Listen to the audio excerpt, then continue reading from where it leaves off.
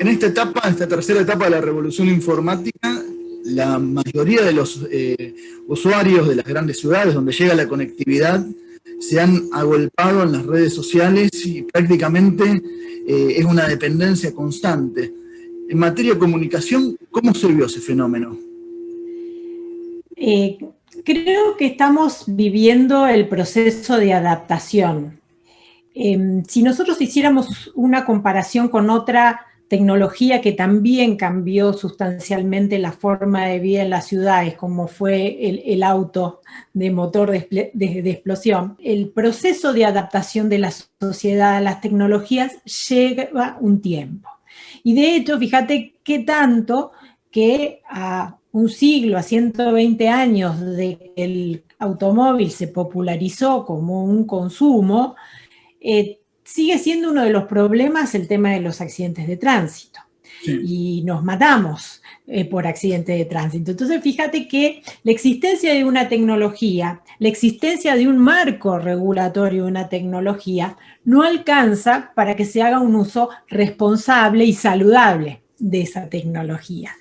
Con el agravante de que esta es una tecnología que se hizo masiva mucho más rápido, incluso mucho más rápida que el televisor o que la radio o que cualquier otra. Y además es de una velocidad tal que cuando te querés acordar de cuándo empezó todo esto, te tomás cuenta que ya hay varias generaciones que ya nacieron con la tecnología. Entonces, los que nacimos con las tecnologías previas, también tenemos un desajuste, porque convengamos que si no hubiera sido por la pandemia, muchos de los adultos todavía seguían diciendo, no, las redes sociales no son para mí, no, yo las clases las quiero presenciales, no, los libros son los de papel.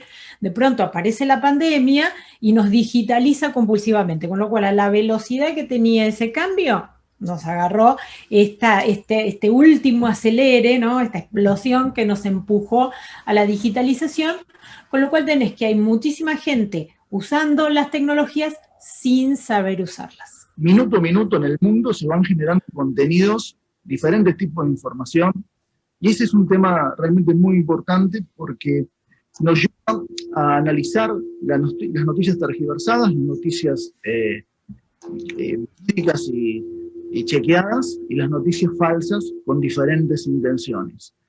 ¿El control le va a ganar a esta dinámica viral de Internet o es prácticamente imposible y la educación es lo que va a llevar a ganar esta batalla? Creo que ya la ganamos la batalla. ¿Por qué? Porque, siguiendo con la analogía del auto, si tu auto está defectuoso, lo cambias enseguida porque vos necesitas el auto para llegar. Y pasa lo mismo con la información mala no te sirve para la vida, vos necesitas la información buena. Entonces, lo que ocurre es que la información mala existe, se multiplicó en escala este último tiempo, la facilidad de réplica y la facilidad de usurpación de identidades, pero lo que ocurre es que vos podés compartir esa información, la podés ver.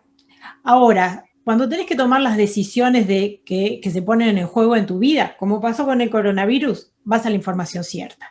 Sí. Y de hecho, fíjate que se habló muchísimo de la infodemia en 2020, sí. Y cuando uno analizaba ya no la cantidad de circulación, porque de esa obviamente hay mucha, ese mucho de desinformación siempre era una mínima parte de lo que era la información consolidada, verificada, de fuentes confiables. Fíjate, pensá vos que una fuente de información como la CDC, que es el organismo de control de enfermedades de los Estados Unidos, llegó a tener 1/4 de las consultas diarias de Wikipedia. O sea, impresionante que un organismo técnico de pronto se convirtiera en referente. Es decir, la gente sabía dónde tenía que ir a buscar los datos. Ahora, cuando además se le preguntaba si sabía algunas cosas básicas, que no, por ejemplo, que había que usar barbijo, no sabía. Y acá te encontrás con otra cuestión que tiene que ver con la conducta. Para cambiar la conducta hace falta mucho más que información, ¿no? A veces está este mito de que la información te garantiza conductas ciudadanas más responsables y que si no lo haces es porque tenés desinformación. La gran pregunta filosófica a la que nos enfrentamos es cómo, a pesar de que tenemos tanta información, seguimos obrando mal. De hecho, se le echaba la culpa en algunos sectores al periodismo, y en realidad la mayoría de las cadenas de mails vienen de personas con origen desconocido, cadenas de WhatsApp, posteos. Perdón que te interrumpa, pero esto también porque eso también hay desinformación, ¿no? Uno forma parte y recibe cada tanto estos videos de medios falaces. Pero lo cierto es que nosotros no le prestamos tanta atención. A veces lo vemos, pero para divertirnos o para hacerle una broma a alguien. Es decir, que la distribución no significa que uno crea lo que está viendo ahí. Entonces, a veces se toman decisiones, y esto tiene que ver con la legislación, y ese es el riesgo que tenemos, en pos de una protección que nadie necesita, porque la gente se da cuenta que eso es falso, y simplemente con ver los comentarios que tiene el posteo te das cuenta, ¿no? Pongamos el caso de Trump, que llegaron hasta cancelarle las cuentas. Bueno, cuando uno veía las respuestas a cada post de Trump, podía ver que la gran mayoría de la gente lo estaba insultando, no es que creía. Ahora, sí, había un grupo que sí le creía, pero ese es un grupo fanático que va a actuar con fanatismo, con el tuit o sin el tuit. Entonces, a veces se toman como medidas preventivas en exceso, con el riesgo que significa para el resto de la humanidad, porque imagínate si eso se lo hacen a Trump, que nos puede quedar a vos y a mí, ¿no? Que venga en una red y nos diga, vos no podés publicar más. Exacto. Y ahí tenés otro de los grandes dilemas que nos enfrentamos con la libertad de expresión. Esta revolución informática potenció muchos derechos como la libertad de expresión, la libertad del acceso a la información. ¿También potenció la libertad de prensa? La libertad de prensa no tiene que ver con la libertad de red porque conceptualmente son dos cuestiones diferentes. La libertad de prensa tenía que ver con la autorización de una persona de instalar una imprenta para publicar o de acceder a una licencia de radio y televisión para difundir. Generalmente esa difusión, esa circulación de información estaba acotada a un territorio local o nacional, porque el alcance de esos medios era estrictamente territorial. Aún en las grandes televisiones nacionales, la limitación era bastante concreta. La red es global y en la mayor parte de los casos se trata de interacciones individuales, que además son públicas, porque ahí tenés la otra cuestión. Los medios generalmente eran públicos, nunca personales, y siempre eran hacia un lado. La red es interactiva y además es individual.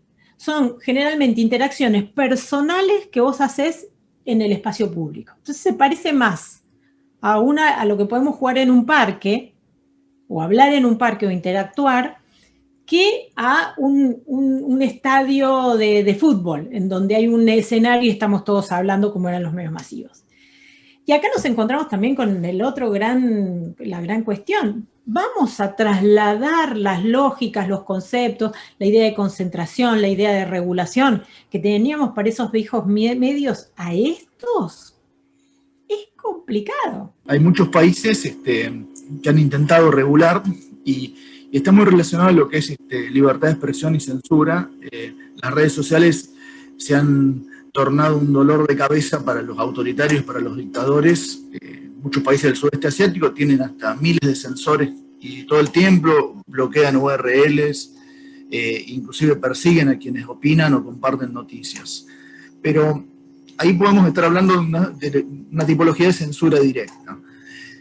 La censura indirecta o la autocensura es la que genera el miedo en la población para inhibirse a realizar ese tipo de posteos o comentarios. ¿Está creciendo la censura indirecta en algunos países, en algunas regiones? Sí, y además se agrega una nueva censura. Porque vos habitualmente tenías la censura indirecta que venía del poder. Los periodistas lo conocíamos, que a veces sin redes sociales, si un presidente o una persona de poder te nombra en público, o incluso a la inversa, nombraba a otro colega y decía, mira qué bien que escribe, o mira qué buena nota es la que hace este medio o este periodista, cosa que nosotros conocemos bastante y que de nuevo el paradigma fue Trump, ¿no? Trump cuando decía qué bien hacen los de Fox cuando cubren lo que yo hago y qué mal hacen los de CNN. Bueno, nosotros tuvimos un montón de líderes de ese tipo. Ahora, empieza a haber una autocensura derivada de la opinión de tus pares. Y empieza a haber a su vez una censura que te hacen tus empleadores en función de lo que vos decís en el ámbito de lo privado, que son las redes. Como se superpone lo privado con lo público, y entonces casi, aun cuando tenemos interacciones en nuestras comunidades, esas interacciones se vuelven públicas, incluso hasta en un WhatsApp. Pueden capturar una pantalla y podés perder un empleo por haber dicho algo de manera privada. Y ahí de nuevo, ¿cómo manejás esa censura? Porque no alcanza con prohibirla. No alcanza con escandalizarse por la cultura de la cancelación y decir, ay, qué mal que cancelemos. Porque en definitiva, al final del día, siempre tuvimos alguna actitud cancelatoria, así sea, discriminando hacia una persona, que sería lo más negativo, o simplemente denunciando a una compañía que presta un mal servicio. Ahí también estamos haciendo cancelación y eso también tiene un efecto cívico que puede ser saludable para el sistema porque hace que la empresa asuma sus responsabilidades, pero deja de ser el mismo mecanismo. Entonces es muy difícil decir, bueno, en este caso, cuando vos denunciás a estas personas, ¿no? Pasa con la cultura de la cancelación algo muy interesante. Está súper legislado que vos no podés discriminar a ciertos grupos sociales.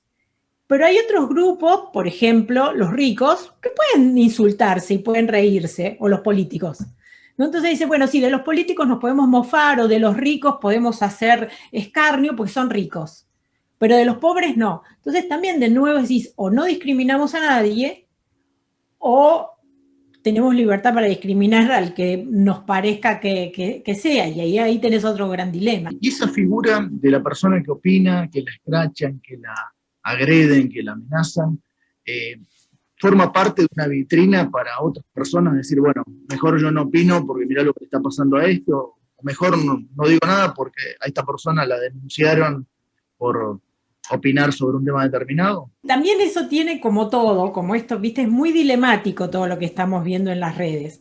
Tiene su parte negativa, pero también tiene su parte positiva, porque forma parte de este aprendizaje del protocolo de manejo en redes.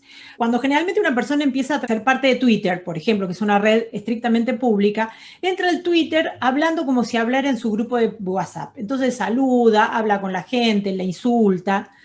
Después vas tomando conciencia de que hay cosas que no puedes decir porque es pública. Entonces sí hay una especie de aprendizaje que tiene también ese mismo mecanismo de censura, de decir, no, mejor estos temas no lo hago, o estos chistes no los puedo hacer, estos chistes solo los puedo hacer hoy ya prácticamente en ningún ámbito, en el ámbito privadísimo.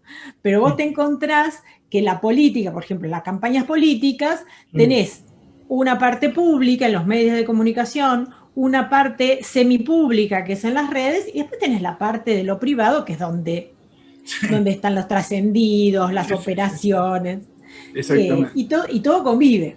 Estamos hablando de que Internet es una ventana al mundo que sirve para miles de cosas, inclusive para estudiar, para conectar, para potenciar un montón de derechos.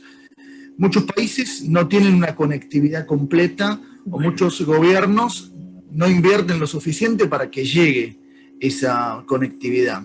¿Es una forma de censura, de restringir esos derechos en estos tiempos? En el caso del golpe de Estado de Myanmar, de ahora de enero del 2021, si bien es recurrente esa forma de desvío cívico, la novedad fue que la gente empezó a protestar.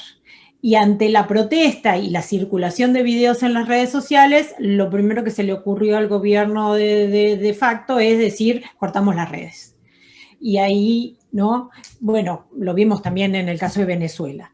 El chat creo que estuvo casi un año y pico sin internet. Ahora, también es cierto que estas redes son como mucho más porosas. Entonces, uno ve, por ejemplo, lo que pasa en Venezuela, en donde el problema ya no es solo la conectividad, es la electricidad. O sea, nosotros estamos hablando del ancho de banda, pero también vos para conectarte en este sistema necesitas un servicio de electricidad.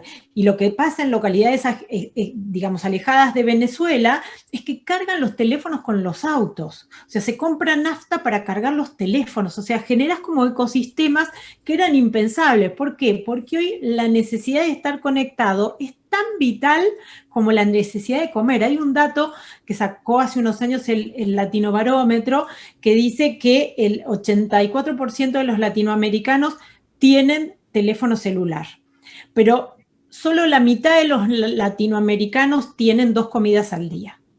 Es decir, que hay un porcentaje de latinoamericanos que prefieren tener teléfono a una segunda comida al día. Y lo estamos viendo ahora en donde los procesos democráticos están muy acompañados con esta, digamos, esta comunicación de redes sociales, que también es nueva, porque no es que sean grupos organizados, no son sindicatos, no son partidos sociales, son ciudadanos que por algún momento se convocan, resuelven una cuestión, a veces solamente planteándolas, ¿no? Y después desaparecen. Entonces también tenemos estas nuevas desorganizaciones sociales que la tecnología llega.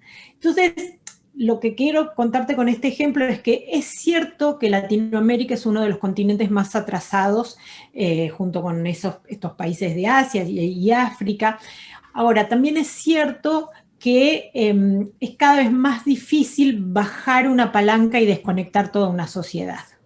Pasa, por ejemplo, en Guinea Ecuatorial, con la situación en el exilio, la gente bloquea, el gobierno de Obiang bloquea permanentemente enlaces que hablan criticándolo, y la gente se comunica por VPN, por vías alternativas, se capacita para eso, ¿no es cierto? Pero bueno, lo veíamos en Cuba, en donde hubo, cuando el Internet era todavía más imposible que lo que es ahora, la gente mantenía blogs con USB, hacía en offline el contenido del blog y mandaba a veces por turistas el USB para que lo subieran. O sea, lo interesante de esta comunicación es que es mucho más difícil de controlar y de ahí de nuevo de regular.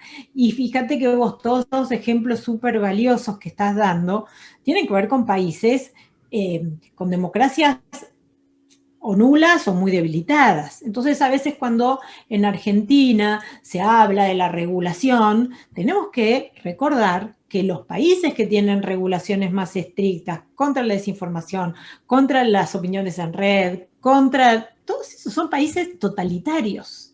Bielorrusia, China, bueno, el Top 10 que publica siempre Reporteros Sin Fronteras no sale del totalitarismo. Exactamente. Entonces,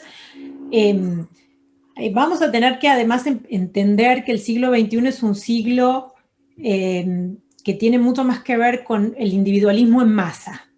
Es decir, con un individualismo que no es el individualismo del siglo XIX, del romanticismo de los personajes aislados, encerrados en su escritorio escribiendo para las revoluciones de los países.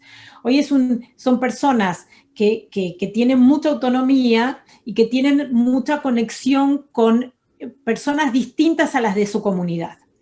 Entonces hoy lo que ves es, por ejemplo, con el caso de Formosa en Argentina, esa gente lleva décadas en una situación de gobierno totalitario.